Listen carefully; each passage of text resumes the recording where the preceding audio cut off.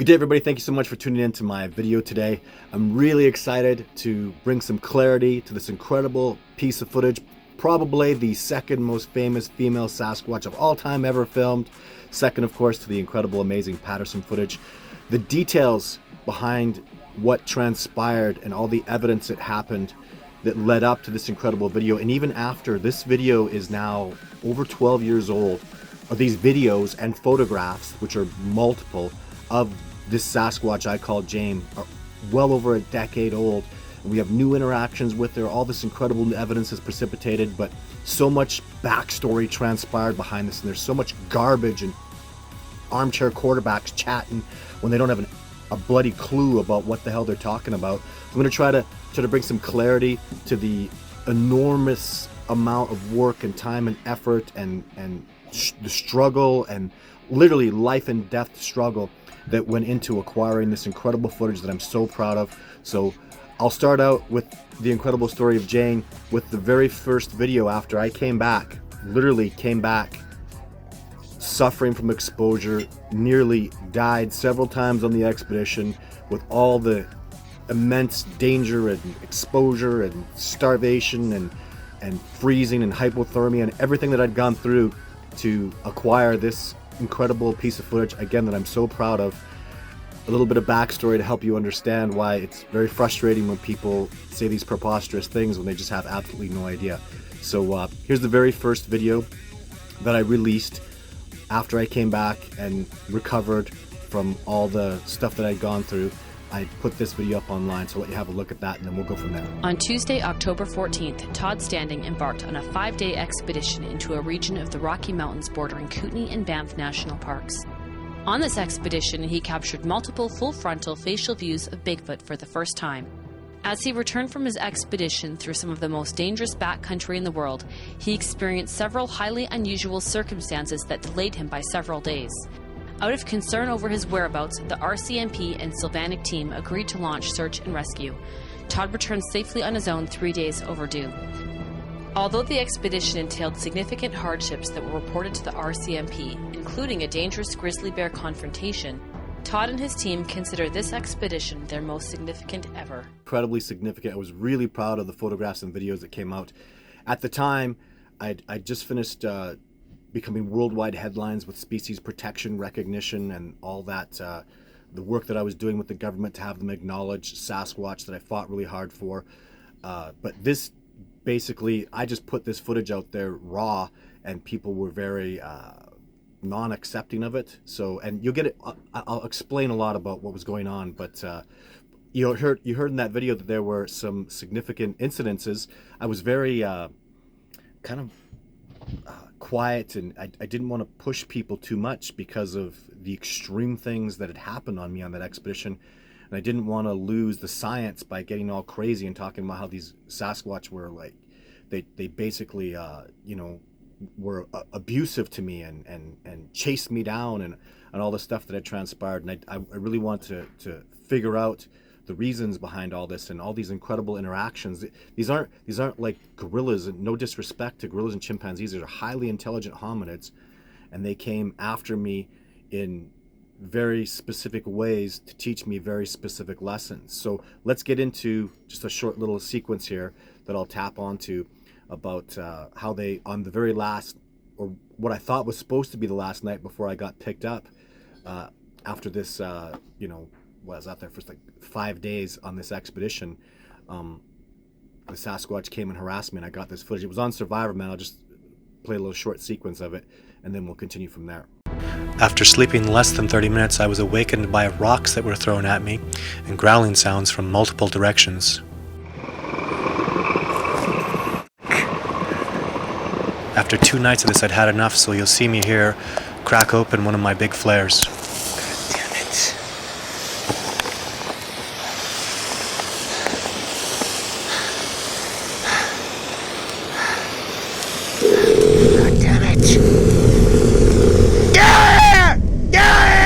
These growling sounds you hear are from 6 to 10 yards away, again in multiple directions. Now you can hear rocks thrown at me and various animals closing in on me from multiple positions.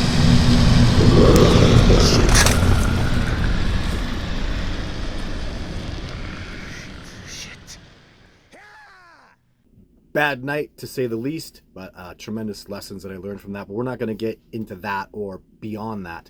Let's get into what happened before that. So that was the end of the Video 4 expedition. So I have this documentary that I did probably right after when I got back from doing this expedition. So I'll play this first sequence of that, and then we're going to do an interview that Kyle did with me on the Discovering Bigfoot podcast, where I really get some exceptional clarity and get down to the grassroots of all the things that were going on and what had happened in the buildup that's so important that led to this tremendous success. And we'll get into that footage and so much more. So let's keep moving forward. Hello, my name is Todd Stanley, and you are watching what my team and I are calling Expedition 4. As I announced last year on the website, this new Sylvanic area is where we are attempting to conduct a study of the species commonly referred to as Bigfoot. My team and I have been on over 30 expeditions into this region, and 2 by me have yielded significant close proximity contact with these animals. Although the first did not produce any photo or video evidence, it very nearly cost me my life. In fact, I'd have to say it was extremely fortunate, to say the least, that I even survived at all. We'll release the details of that expedition later this year. For this October 2010 expedition, although there certainly were significant dangers, including the grizzly bear confrontation, I suffered only minor injuries. So before I get into detail of the expedition itself, I'd like to thank Radium Police as well as Kimberley and Invermere Search and Rescue. This region of the Rocky Mountains is certainly some of the most dangerous backcountry in the continent. Very few people ever use these trails, and a high percentage that do disappear or are killed. This area between Kootenay and Banff National Parks is where wildlife officers relocate bears and mountain lions that have become dangerous to people. And because of the locations and natures of my expeditions, my team and I have always had an understanding to never call search and rescue. I rarely stay on the trail, and more often than not, I'm in areas that are inaccessible to most people. This time, however, the very unusual circumstances surrounding my disappearance led my team to assume the worst. So police were contacted, and a search and rescue mission was implemented. People are always interested, and I'm okay with that, and getting right to the meat of the story, talking about the footage and what happened in those moments. But what people don't know is the backstory and the work that went into it. I'd done, at the point that I'd gotten to with this success, I'd done over 8 expeditions in this area. Each expedition was between 4 and 7 days long. Most of the time I failed. Most of the time I had very little learning, very little interactions with the Sasquatch. People just have no idea at the lengths that I'd gone through. So here's a 2022 interview where Kyle from the Discovering Bigfoot podcast, and you can watch this full interview in entirety on my YouTube channel, really got down to ask some really good questions and did his research and push me to talk about things and give clarity to the layers. Like I could literally write up until I literally sat down with a novelist, and all my experience and everything that transpired from when I started this discovery way back with video 1 to video 2 to video 3 to even just to video 4, this would have been a 300-page novel with the stuff that had gone on, the time that I'd put into this, the money and work that had gone into this. It was so significant. So you'll get a little tiny piece of that in this interview that's upcoming. So stay tuned, pay attention. This will clear up a lot of things. I'll put some new footage in here. So let's let Kyle take over. I want to talk about video 4, which is Jane. A lot of people have, their opinions about that footage. So I want to kind of bring to light, like, if you remember what year it was, what kind of the plan was, maybe what happened that year leading up to this expedition to go and get this footage. Yeah, it was 2009. Boy, those were hard years. What was happening? So I'd lost my research area in Montana, which is the Sylvanic region. There were actual deaths. Like, in fact, I believe Sasquatch killed people in the Montana area. I was doing research. So there were rumors around that since I was involved, and I had nothing to do with any of that stuff, nothing whatsoever. I didn't know the people that got involved. I didn't know any of the people that were killed. I just gave up on that stuff. So I needed a new spot. We picked this radium spot, and my colleague who was also working with me, who is from Great Falls, Montana, he's a biologist there, Michael, He helped me pick this spot that we were at, and we started to get really good success in 2008.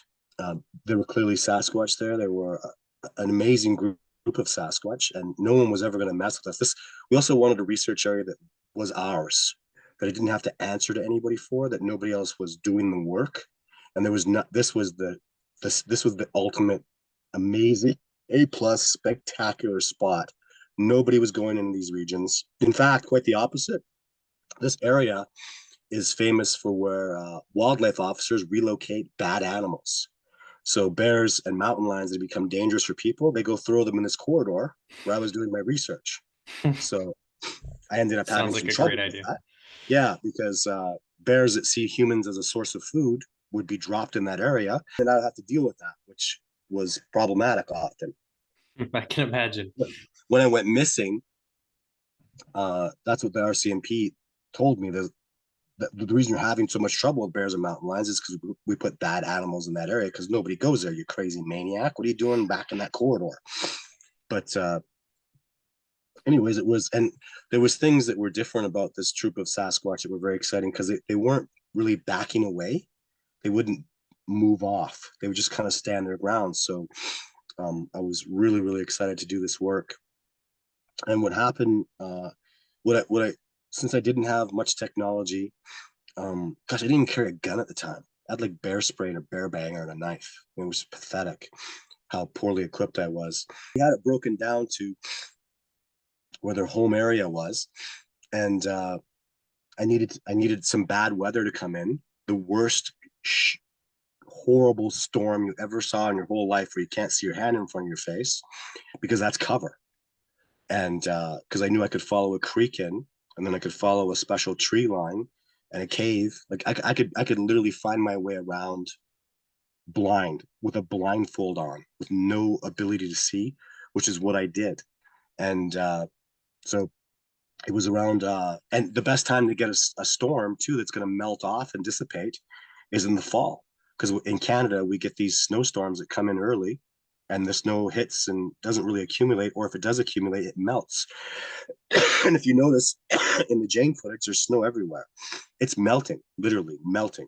So I went into that snowstorm for cover.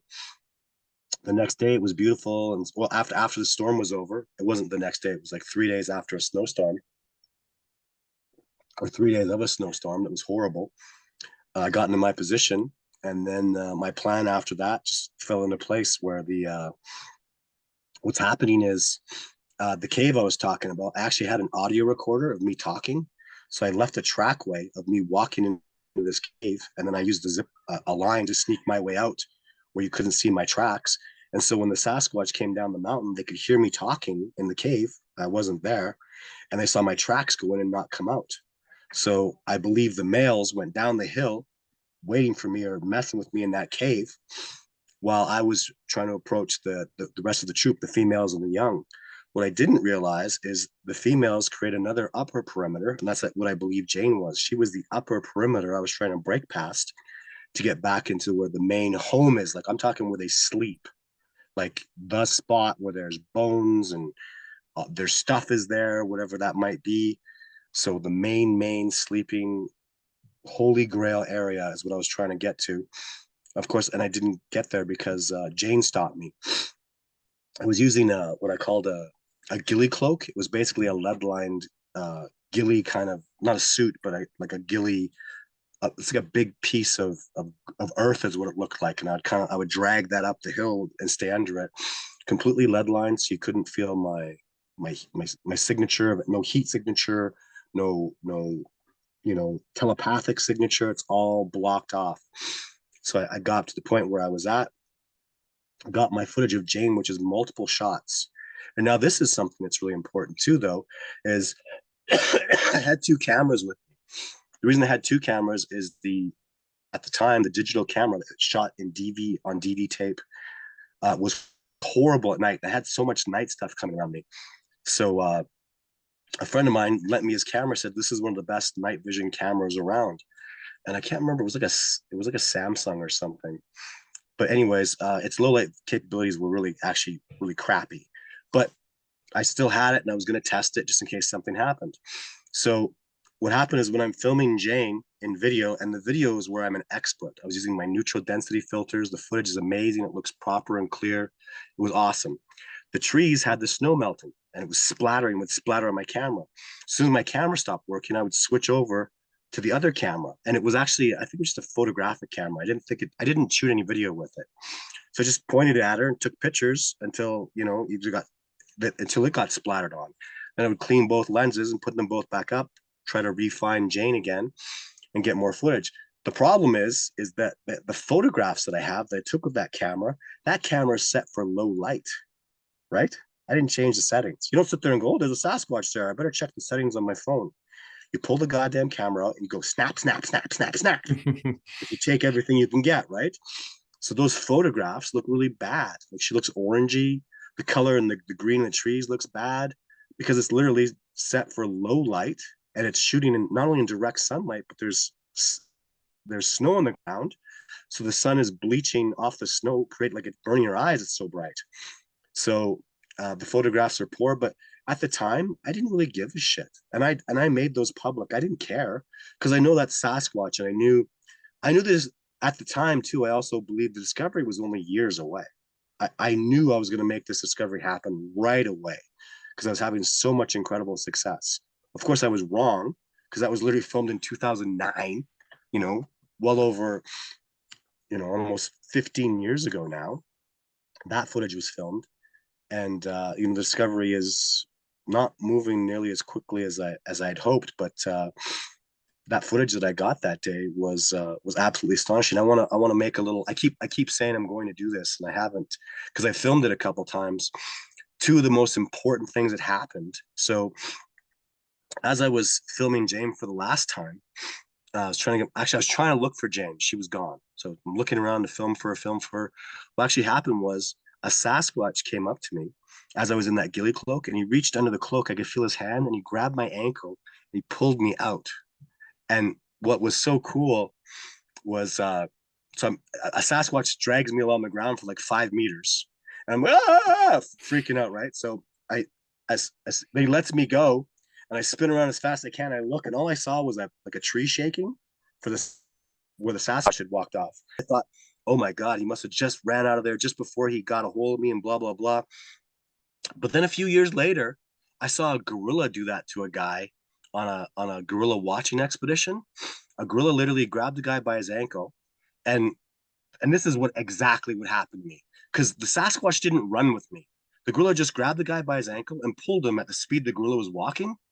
And as soon as he let that guy go, the gorilla just kept walking. And as fast as the guy could turn around, all he saw was a shaking tree. And all the gorilla had to do was just maintain that walking speed. So in my head, it was, man, he just bolted out of there. It's not true. He just simply just maintained his speed because also the tree that was shaking, it wasn't going, bah, bah, bah, bah, bah, bah, bah, bah. It was just shaking like somebody walked past it. So you're just in such a panic and everything's happening so fast that you whip around and you perceive things differently. But it was a really good lesson for me. So I've been pulled out of my ghillie suit. I've got my footage. I'm stoked through the roof, but I'm not done. I'd like to go up there, and first thing I needed to get was I want to see how big Jane is. We have a little taste of some of the events that transpired to build up to get that footage, which for me is so valuable because so much time and effort and struggle went into that, and it was a tremendous success that went on for years. So we just grew, and the discovery is happening. I'm so excited about it. I know there's I'm going to leave you wanting so much more, but literally I could make a movie about everything. That I could go out there with the film crew and cutaway shots and get out there on the ground and show you all the things that happened step by step. It would turn into a 90-minute feature film documentary that would blow your mind with the layers of, oh my God, you went there. Oh my God, this happened. Oh my God, all these things. It's just so significant. It's been a hell of a journey down this discovery process, and be very excited because the discovery of Sasquatch is happening. Remember, that was over 12 years ago. We're getting much more success, precipitating much better results to this day. With people seeing Sasquatch, eyewitnessing Sasquatch, and adding to this research layers of immense success with all the new people involved in this cooperation. It's a very exciting time for us. 2023 is going to be such a banner year. So many amazing things have happened. My mind has been absolutely blown with the success that's sincerely right here in front of us. So stay tuned for more. It's a very exciting time.